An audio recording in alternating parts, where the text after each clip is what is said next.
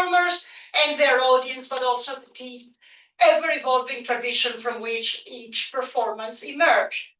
Every poetic act was in continuous dialogue with that tradition, which was not static, but perpetually renewed with each iteration.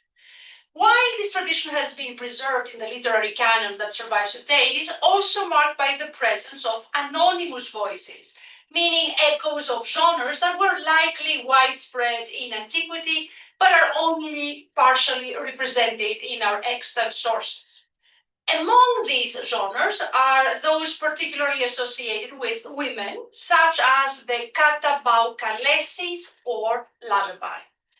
So in this paper, I start with a specific lyric song that can be explicitly identified as a lullaby, boxed within a Simonides fragment, which was admired by an earlier generation of scholars, Bauer, Frenkel, etc., but has also attracted a lot of attention recently. As Natasha Peponi has put it, and I quote, Danae's emotive yet highly artificial first-person lament-like lullaby is an outstanding instantiation of a speaking painting, and these are in italics. End of quote. David Fern has recently called it as a cryptoekphrasis or paraphrasis, which again opens another sort of set of questions. So for me, it remains, of course, our best chance of recovering an ancient lullaby, but there is so much going on. So we can start showing that. So there's a handout, but for those who may be joining from afar, I have put the texts in on the PowerPoint. Now, in my earlier work, I approached lullabies as part of the broader category of female, let's say, work songs, though that analysis may have been unduly shaped by notions of motherhood as a form of labor, or that at a time when I was a very, very young mother myself, the concept of parental leave in the United States was something that belonged to science fiction. It still does. The way we're going, it's only going to get worse. Now, at the time, I understood the lullaby as a kind of a ritual act, though not one tied to formalized religious practice, but rather to the domain of everyday or quotidian ritual. And this is something that interests me even more now.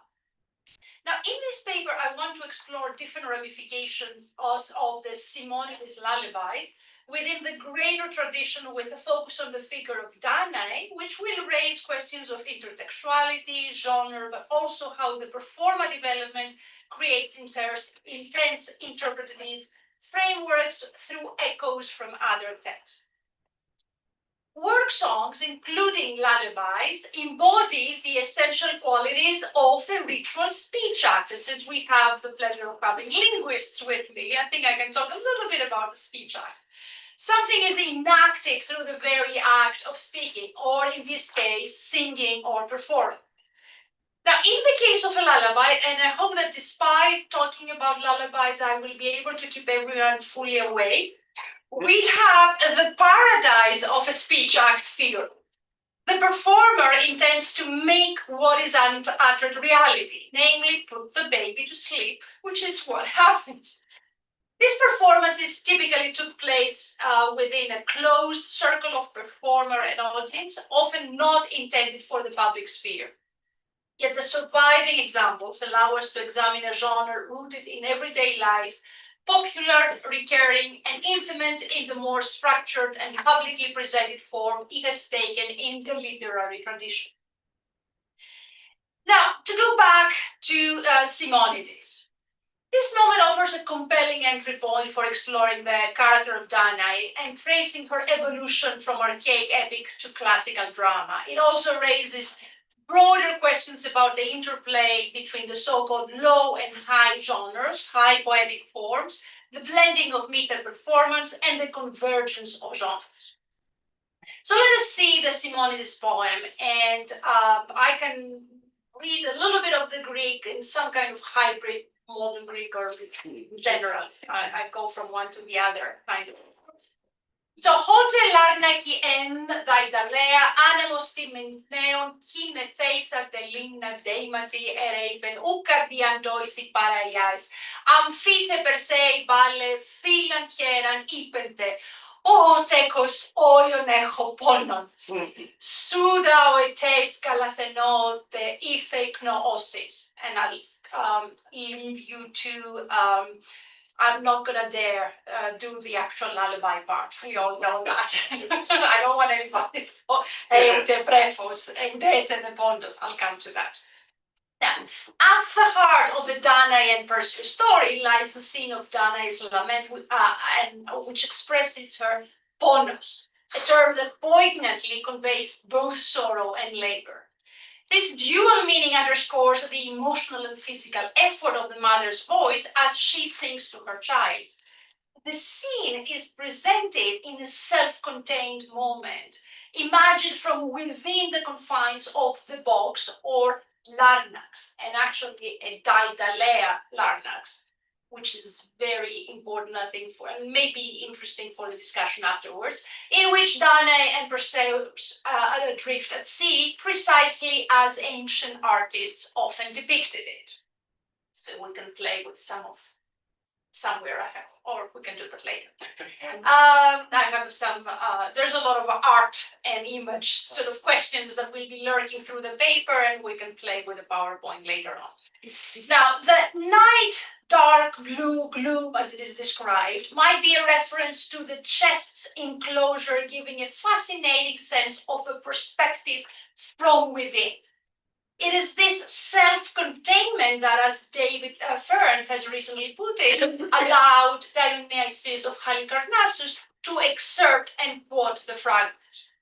This enclosed space functions not only as a physical setting, but also as a metaphorical stage that enables the intimate articulation of a first-person poetic voice.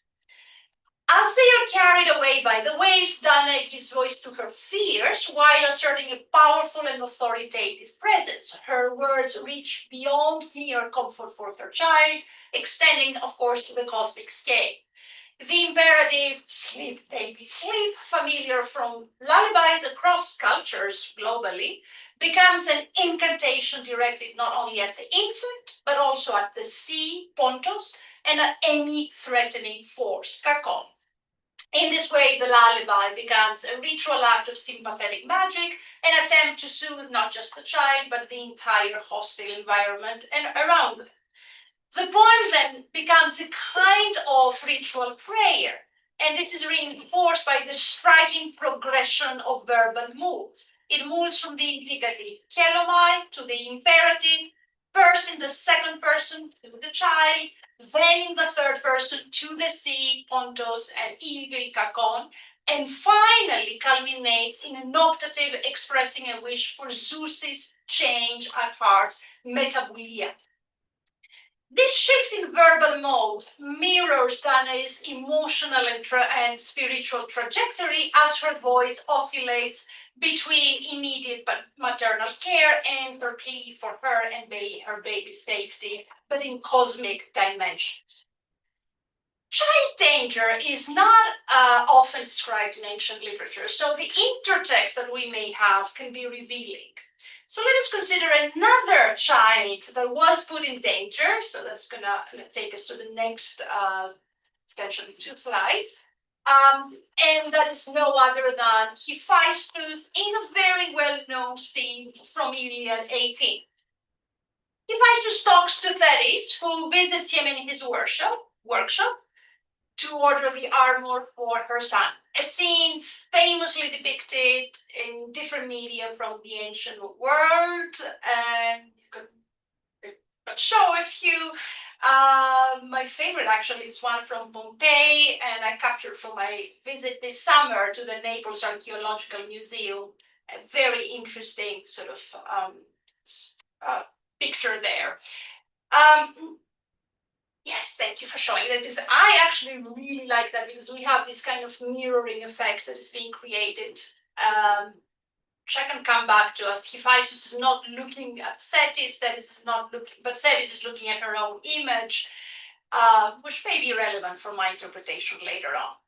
So I'm not going to read the text, but you have it in front of you, so we can go back to the text. And it's a fairly well-known scene from Iliad 18.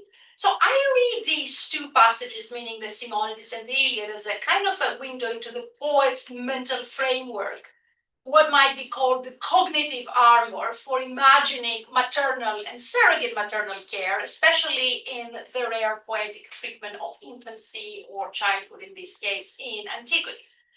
On one hand, we have Simonides' depiction of mother and child. I like to call this a proto-Madonna kind of scene, enclosed within an elaborately sort of crafted chest. On the other, we see Hephaestus, who, as he puts away his tools into a silver chest after his day's labor, recalls a deeply personal moment, his rejection by his own mother, Hera, who literally threw him away on account of his disability. From which, of course, Thetis and Eurynomé saved him. Like Danae and Perseus, who find themselves together inside a box, Hephaestus too was raised in an enclosed space, a hidden cave. In both scenes, we have the surrounding image and soundscape of the sea. So Danae and Perseus are adrift on the waves, while in Iliad 18, as Hephaestus is visited by the sea nymph Thetis, he recalls his childhood years spent in the deep cave beneath the ocean with the sea roaring all around. So there's a lot of emphasis in the Iliad on the soundscape. Also notable are the entanglements of the discourse of labor, eponeto in Iliad 18, 4:14, and of course, o tekos oion echoponon in Simonides, as also of personal sorrow, but also pain that both staged babies in our minds, baby Perseus and baby then child Hephaestus, as he talks about his childhood. Toltan pathon agiathumon. For both, we also have parallel soundscapes, the noise of the stormy waves. While Danae is adrift at sea, Hephaestus is hidden in the cave with Nereids, hollow cave, while all around float, murmuring with foam, the stream of ocean and unspeakable flood.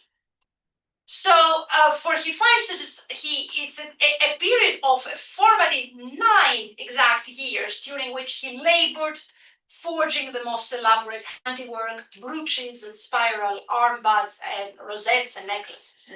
So when comparing the two texts, the Simonides fragment and the Iliad excerpt, not only baby Perseus and child laborer Hephaestus in enclosed environments, prepping them both for years of psychotherapy to move on, but they are in the midst of the ocean with or within or with rattling, intricately forged bronze objects.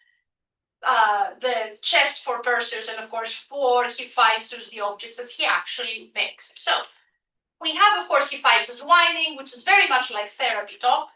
He revisits his earlier trauma, and it is striking that while Hephaestus's recollection is mobilized and enabled within, it is enabled within a context of work. Danae's soliloquy in Simonides also follows the archaic pattern of female work or references to labor, lament, that enable, in my view, female voicing. I think I've argued before that anytime we have female speech in the Iliad or the Odyssey, we have references to either the work environment, such as weaving or other work, and similarly here, Danae's use of the term ponos is indicative. Danae then appears incredibly careful of minding the gap, namely the gap between mortals and gods, as she's praying for the change of mind, the metaglia, for Zeus, the figure responsible for her plight. So we have another pattern unfolding. The disabled Hephaestus who labors forging metals hidden in a cave in the depths of the sea is expressing his situation through his own work, like Danae. Hephaestus moves sluggishly, and when he does, there is one movement that is clearly marked in our Iliadic text, namely how he put all his apparatus in a silver chest. So the word larnax is present again in both our texts, which of course is semiotic of further connections. David Fern calls the reference to the larnax in Simonides as the frame, and I love this, with a crustic potential, as potentially framing the ensuing scene in material terms, and sees it in a way with which the poet addresses the very ornatedness of lyric poetry. So there's that part of that. Back in Homer, as we may all know too well, a larnax is of course considered part of the burial space. So Danae's reference to it can be emblematic of the multisemy inherent in the word. In the Iliad, it signifies the cinerary urn or coffin. Of course, we have that in Iliad 24, associated with funerals, and of course in Thucydides, similarly, we have Larnakas, Aguse Amaxai, the resting space of human remains, the bones. So Simonides' reference to the larnax as the vessel is again highly symbolic, as Danae has undergone a death-like experience as she has embarked on this voyage. But let us look at the other intriguing similarities with the reference to Hector's funeral pyre and how larnax is referred to in there. It is striking how we have much of the same vocabulary with Simonides, especially how the Trojans, and this is the next part in your handout, somewhere in that PowerPoint, wrap the bones with the soft purple robes in ways that again echo how Danae wraps her baby in purple clothes inside the larnax. And that's from Iliad 24. I'm not going to go over the passage, but this brings subtly further connotations, the connections the ancients made between sleep and death. And of course, we all know the Euphronios crater of sleep and thanatos, and I'm not going to go into that. Now, that Hephaestus is ready to pull all his working materials in a silver larnax, just as he makes the armor for Achilles, who is destined to die, is yet another element worthy of attention with regard to Homeric allusive references. Thetis is a prospective lamenter, as Adrian Kelly has shown, and calls herself the Aristotokea, the one who gave birth to the best of men to unhappiness. So this is the self-address that brings back the mirroring that the Pompeii artist has brought, although I'm sure the art historical explanation is entirely different. So for me here, it highlights back at the Homeric scene the emphasis on the self and the prospective lamenter Thetis.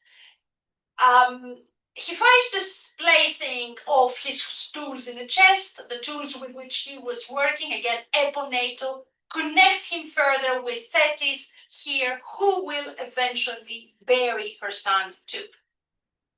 To move to the second part of this presentation. Now, Danae is a character that parades in epic poetry, among others. So we see her twice in two very different epic poems. One is in the Iliad section known as Diosa Pate, which is also in your handout, when Zeus, in a comical interlude, having received Hera's secret charms, who wants to get her side of the war win, is made to desire her uncontrollably. In a buffoon manner and within an erotic context, Zeus, it's a kind of an ars amatoria, so to speak.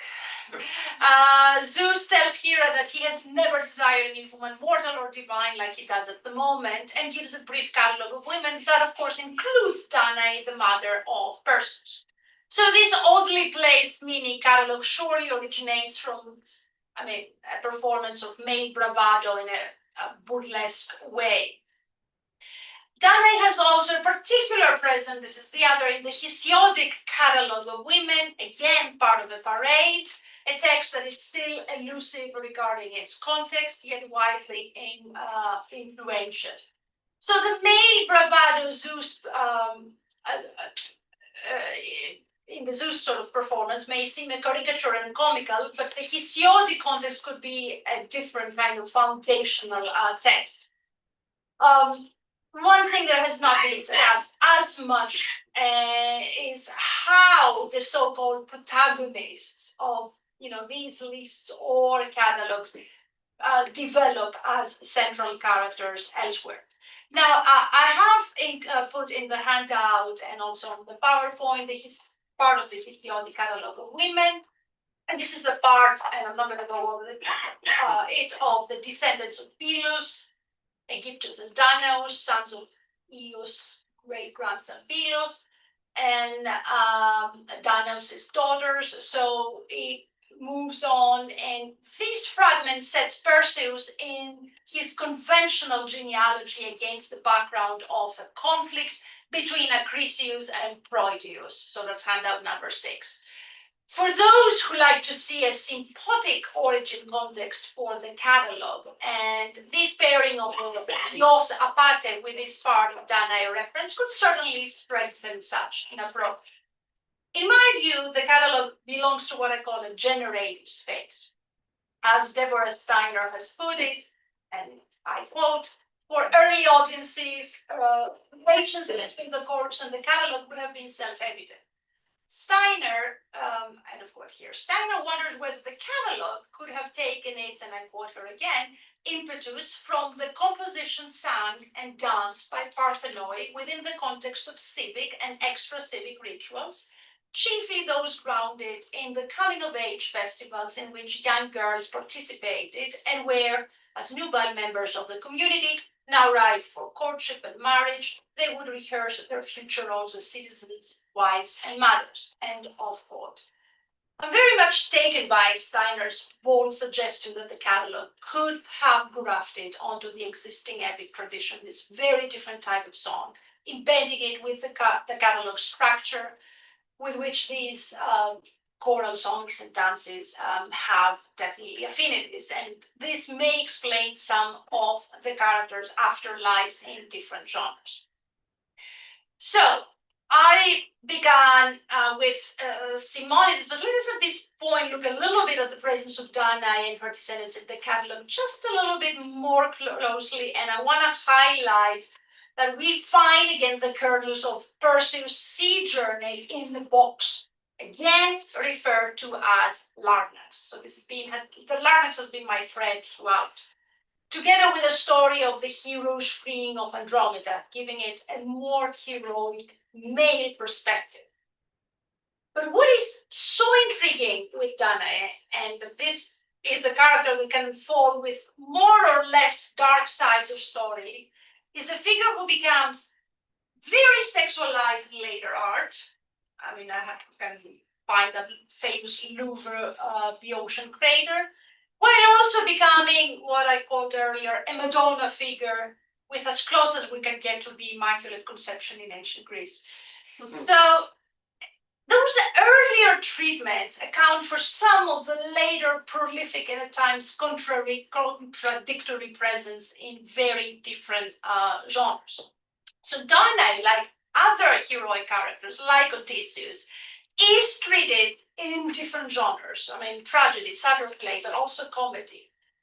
So I'm not approaching the epic and catalog tradition as a mythological source for drama only, but rather, as Stamatopoulou has put it, in the Hesiodic tradition, how the Hesiodic tradition and the epic tradition at large becomes a foil for the way versions of the story, tragic, comic, and even satiric dramas are scrutinized and explored, in which the epic possibly limitations become ways to build into other genres.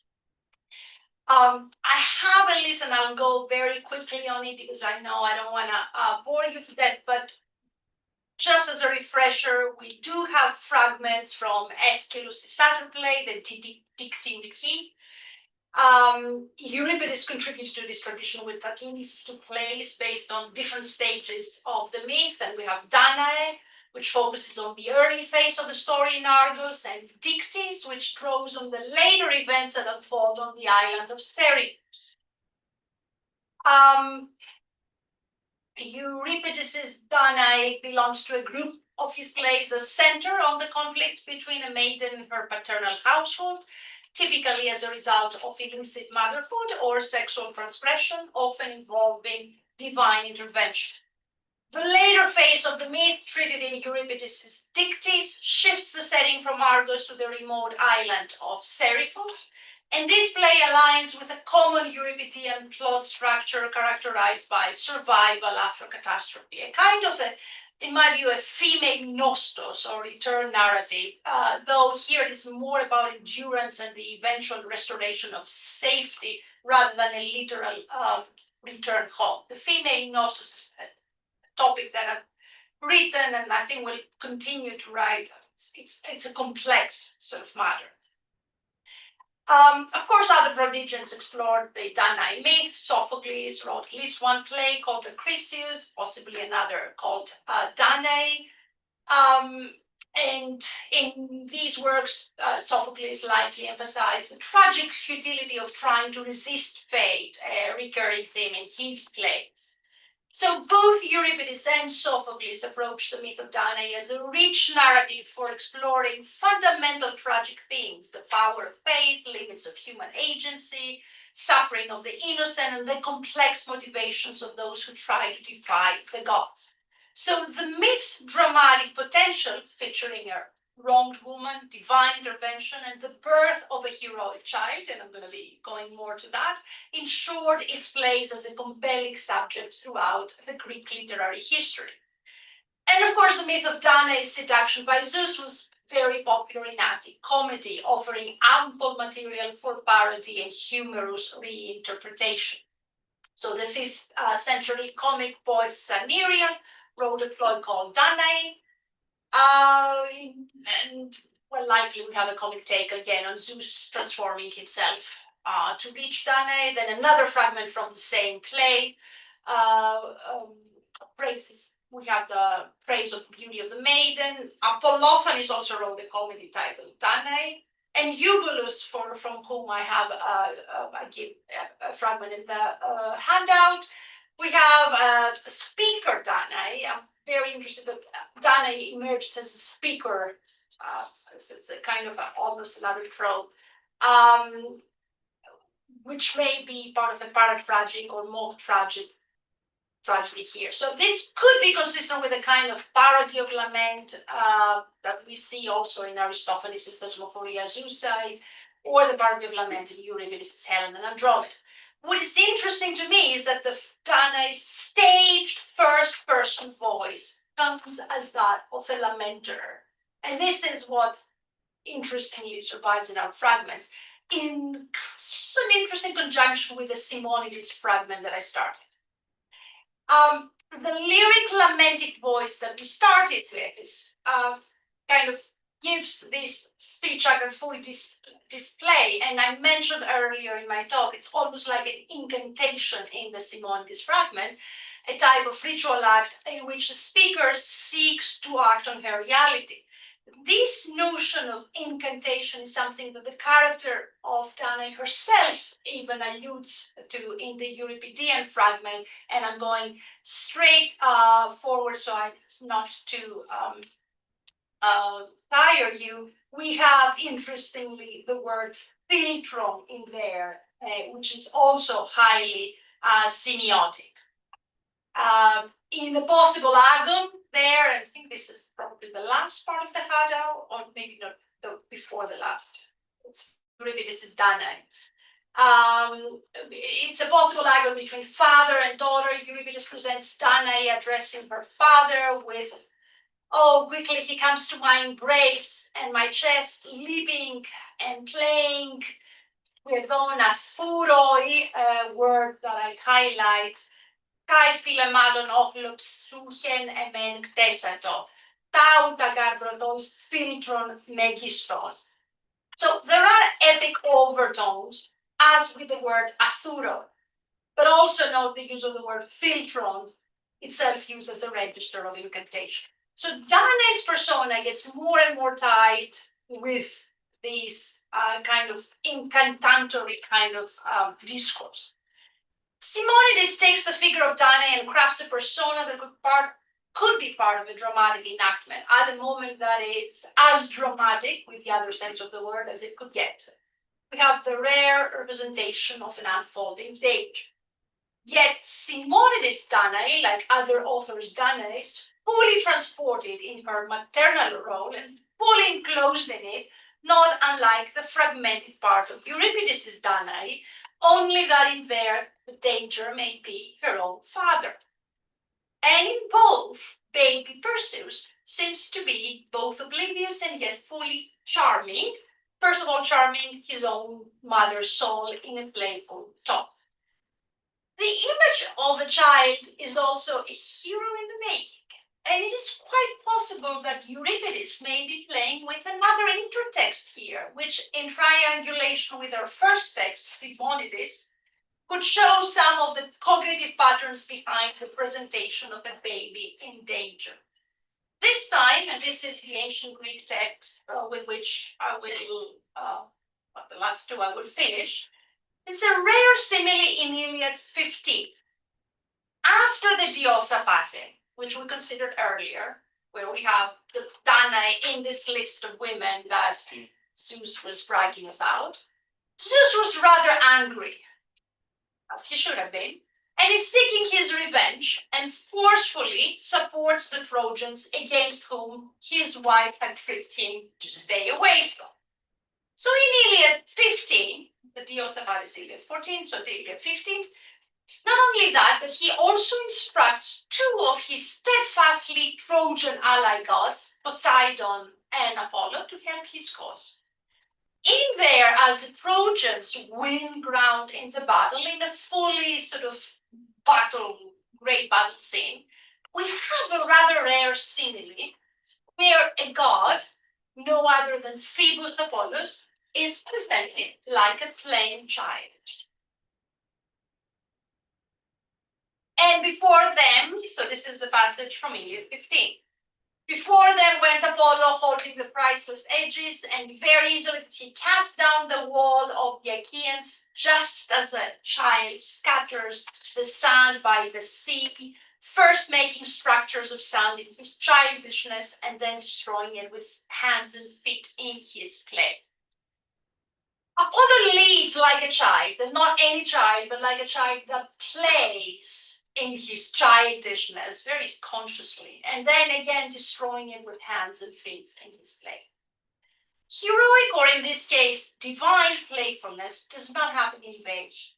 It is so forceful that Nestor needs to pray, an example of an effective prayer in pure juxtaposition of the prayer that was extended earlier to Athena by the Trojan women in Iliad 6.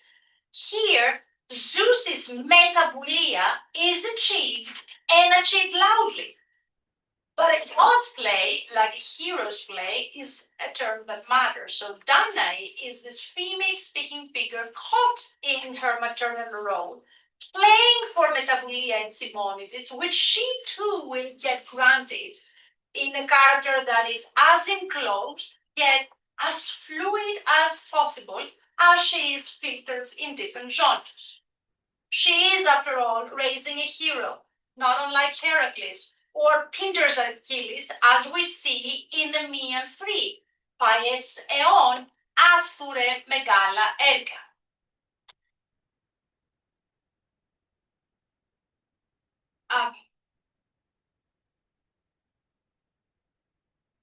So, whereas in the catalog or in the Iliadic list, Dana is part of a list and she's a muted woman, Simonides grants her a voice. And then, of course, lyric and then drama, they'll navigate characters demonstrating the malleability of other genealogically or other narratives in the context of a different genre that involves different characters interacting in ever evolving circumstances. The mighty child, little Perseus, even in his playful time at Thuro, like Achilles in Peter, like Apollo in Iliad, is a hidden force in the cognitive armor of archaic and classical poets that can display in so many different ways. And Dinah is a figure that can be adapted to those patterns easily and fluidly. This is the case with Creusa in Euripides' Ion, and I think too with the character of Danae as well. And if Simonides' poem invites us to think about the energeia, as recent scholarship has been inviting us, and the ornatedness of lyric poetry, then Dana's very direct and open speech act in the lullaby may have something to say about how characters develop differently compared to Corallo's and other genres. Thank you.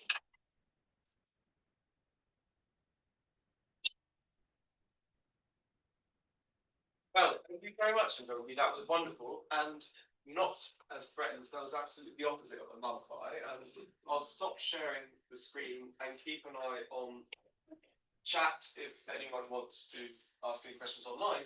But the paper is open for discussion. Rebecca. Thank you so much. I was going to ask you about a text you briefly mentioned, the Difiulgoi. A satire play which, well, as I think I was going to ask you. No, but I think where a case can be made for a very close interaction with Simonides. Yeah. And I just thought, with your emphasis on the lullaby, I mean, among the many things that happened in the satyr play is that the lullaby is somehow displaced onto the satyr. So, I mean, just for in case people don't know, this is the moment where the Larnax, it's not called that in the remaining text, Yeah, it's exactly. pulled out of the water and opened.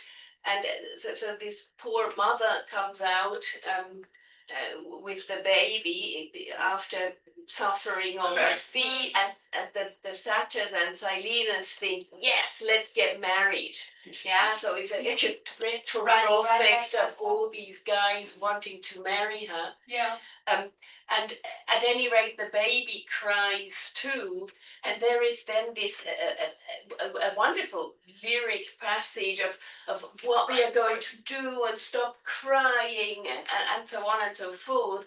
I mean, on a side note, you know, I mean, there's very different ways of reading this text. That on the one hand, it brings out the aspect of what happens in the canonical version of the myth, that as soon as she lands, there is Dictys and her marriage. You know, great, your father just chucked you on the sea. And the wonderful solution is the marriage with the ruler of Seriphos. But so just on a side note, it is interesting that Edward Frenkel, who had a relatively bad press a couple of years ago in Oxford when his room was renamed the refugee room, I did think what was interesting is his response to this song that the satyrs sing, where they envisage that future, you know, we can all sleep in the same bed. Oh, we have so much fun, and so on. And he wrote about it in a 1950s piece on the recent papyrus finds.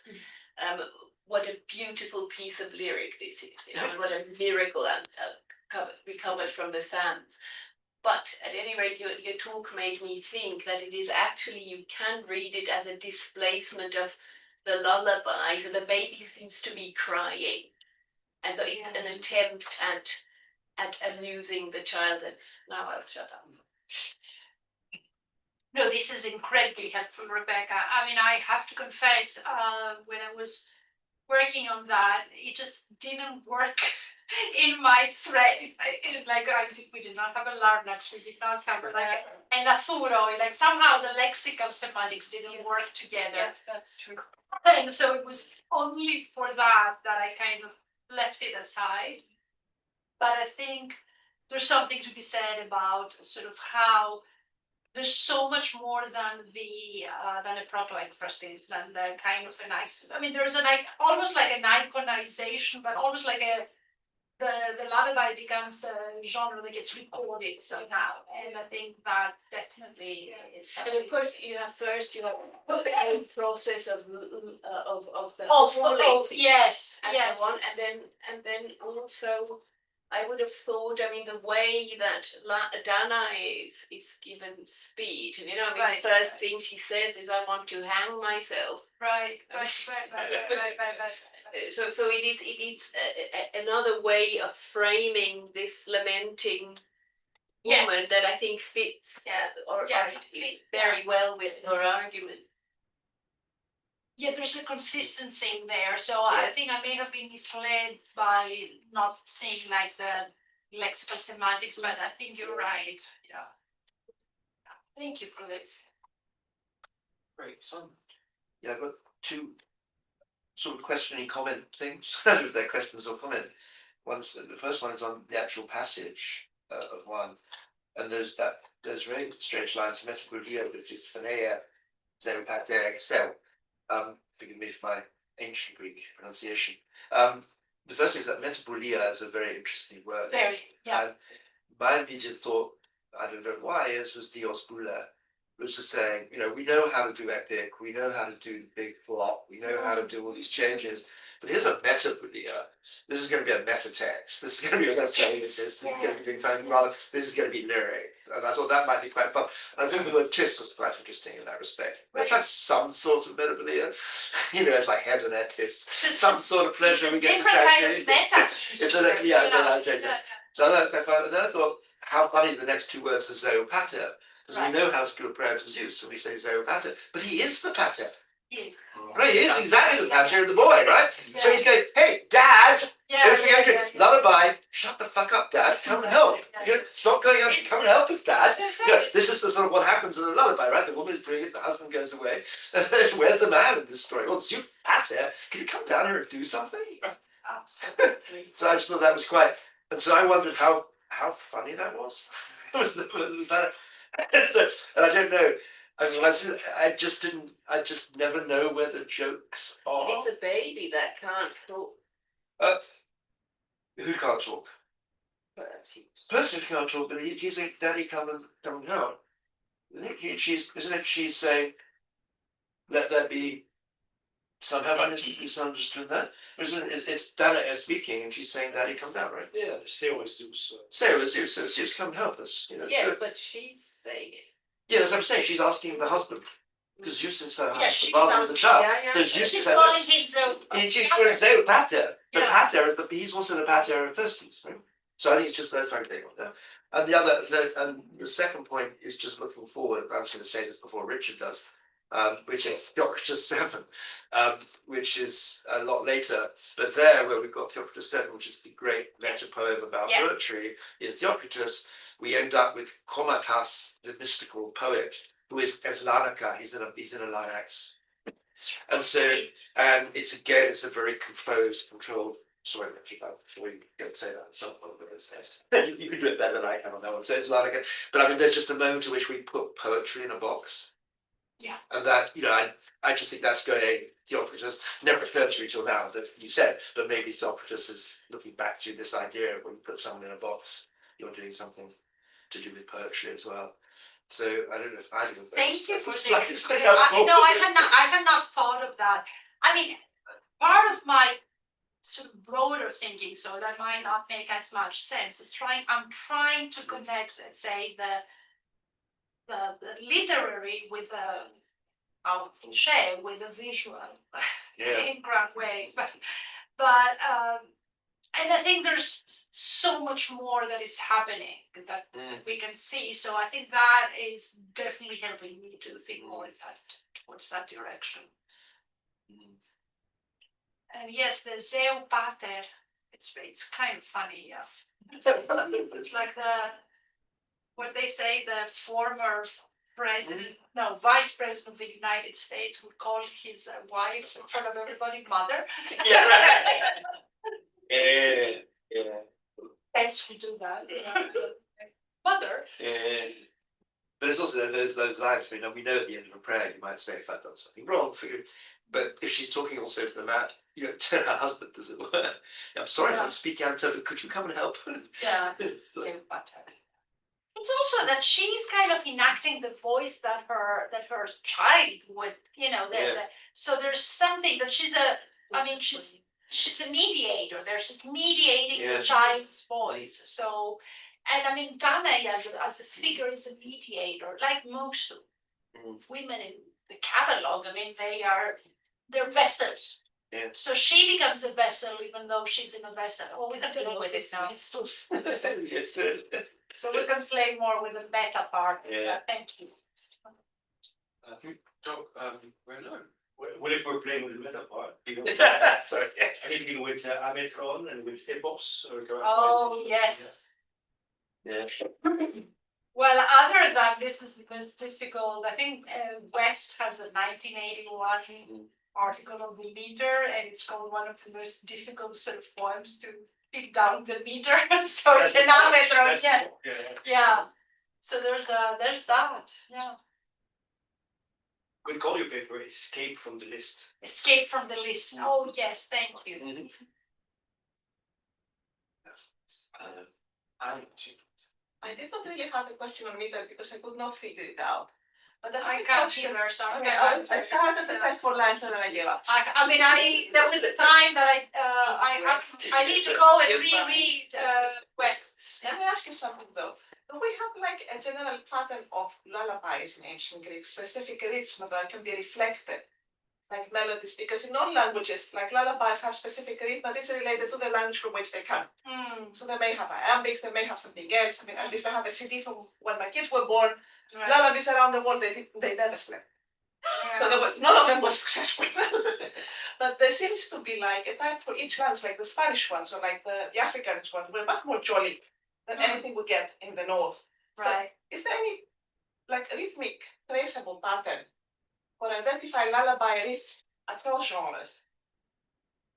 Honestly, I haven't looked into that. I think it's a terrific question, but I would think that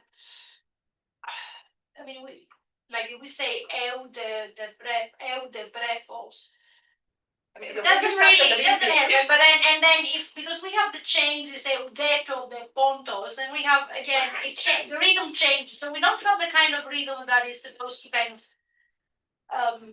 make you sleep, let's say, or Yeah.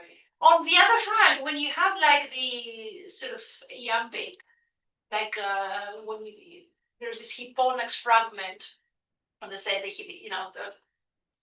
iambic sort of poetry was conceived based on the iambic meter based on iambic sort of doing the sort of killing the trout, right?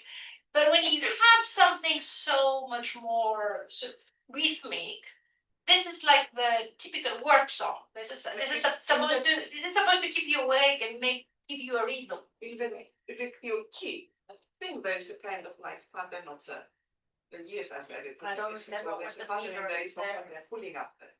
Like, Exactly. Working a rhythm and working. Yeah. There's Or at a least, 20 years in the past this thing. Wasn't the set shine on Philoctetes of the lullaby? Doesn't it have something on the rhythm? I think. he may have. I mean, it's probably I think my he read like something years ago about bibliography. So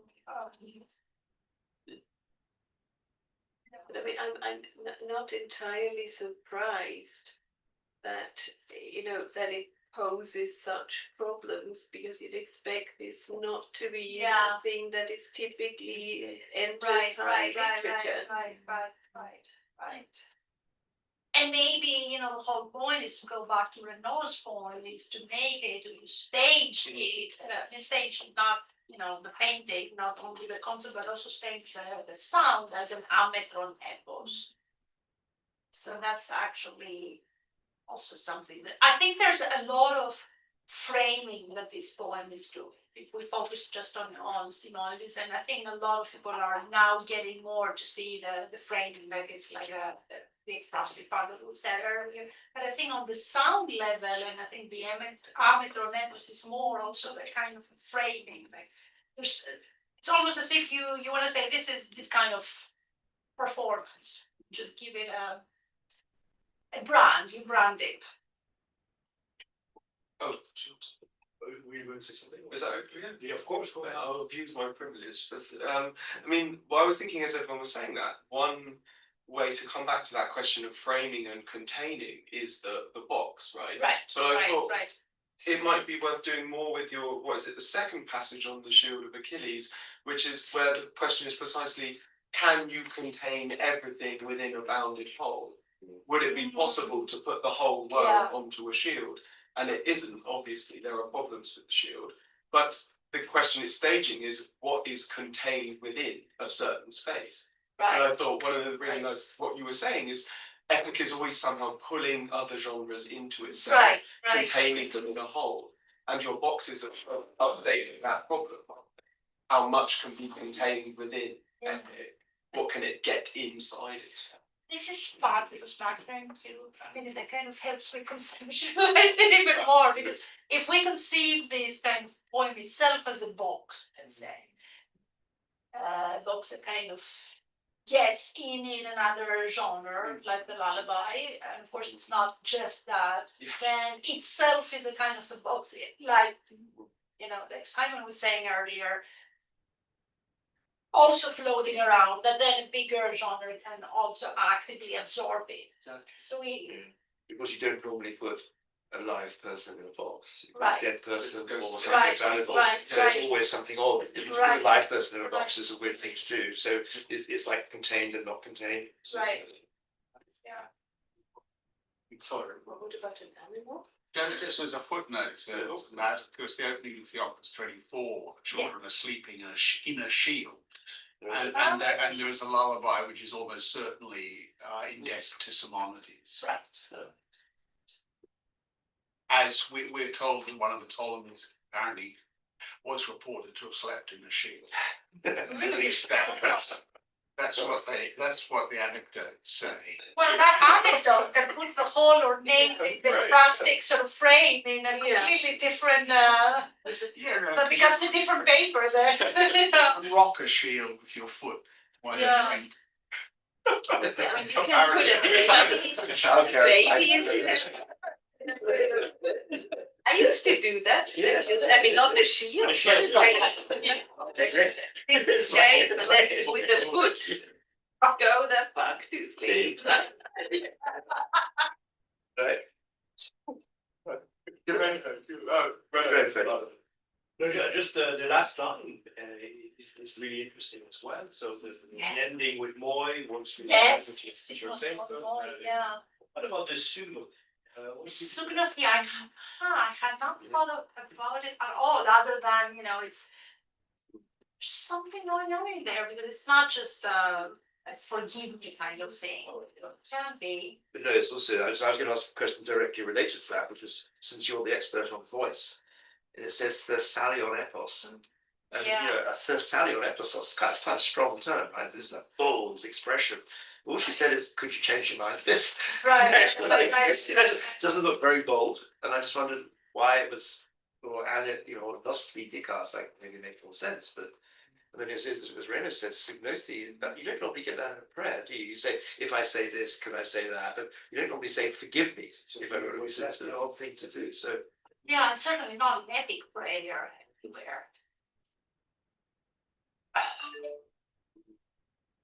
I don't have like an answer at hand, but it's definitely something to think more. I had not. I mean, for me, it kind of ties in well with this very direct kind of voice that Danae is made to represent, like the, which essentially it's another imperative. But it's another imperative in which she brings the moi at the very end. So she reinserts herself as part of this imperative. So, yeah. Not the most coherent answer, but I really like this sort of reference to the Sukna thing.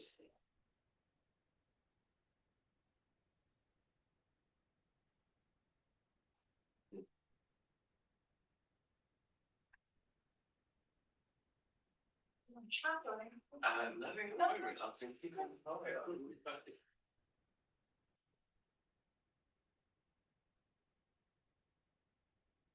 Well, I'm tempted to say, if there are no further questions, that this would be a good time to bring things to a close and move off to the pub.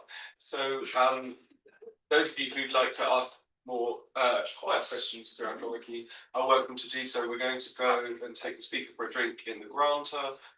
Then about 7:30, we're going to go to dinner in Sala Fong. It's still the same place as always. Apologies to those in the airport who were still there last night. Maybe that's my Yeah, thank you. But there's one more space for dinner if anyone wants to come. So if you'd like to join us, do let me know. Otherwise, we'll go to the pub, but not before we thank and probably need to touch it.